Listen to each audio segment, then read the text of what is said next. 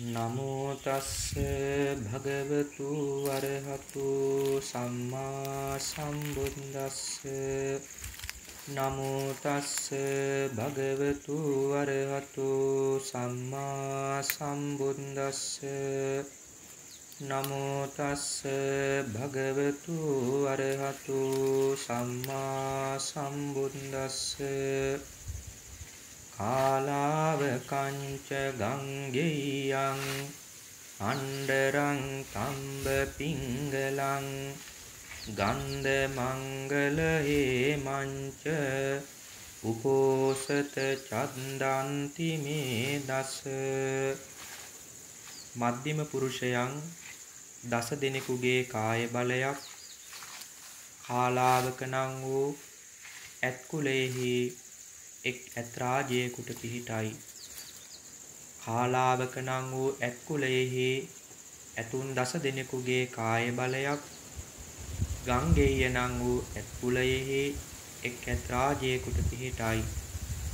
ගංගෙය නම් වූ ඇත්කුලයෙහි ඇතුන් දස දෙනෙකුගේ කාය බලයක් පණ්ඩර නම් වූ ඇත්කුලයෙහි එක් ඇත්රාජයෙකුට පිහිටයි.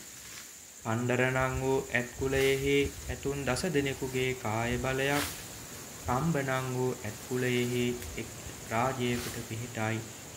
තම්බ නම් වූ ඇත්කුලයෙහි ඇතුන් දස දෙනෙකුගේ කාය බලයක් පිංගල නම් වූ ඇත්කුලයෙහි එක් ඇත්රාජයෙකුට පිහිටයි. පිංගල නම් වූ ඇත්කුලයෙහි ඇතුන් දස දෙනෙකුගේ කාය බලයක් ගන්ධ නම් වූ ඇත්කුලයෙහි එක් ඇත්රාජයෙකුට පිහිටයි.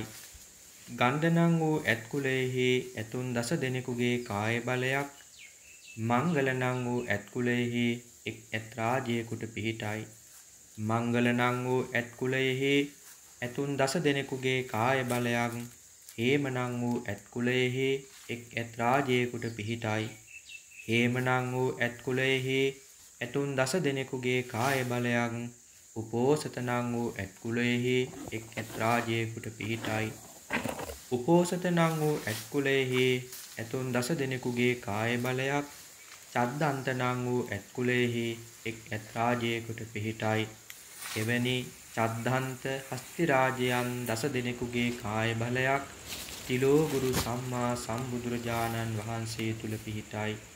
ඒ උතුම් කාය දස බලයෙන් සමන්නාගත තිලවට තිලක වූ තිලෝගුරු සම්මා සම්බුදුරජාණන් වහන්සේට මාගේ උත්තමාංග නමස්කාරේ වේවා.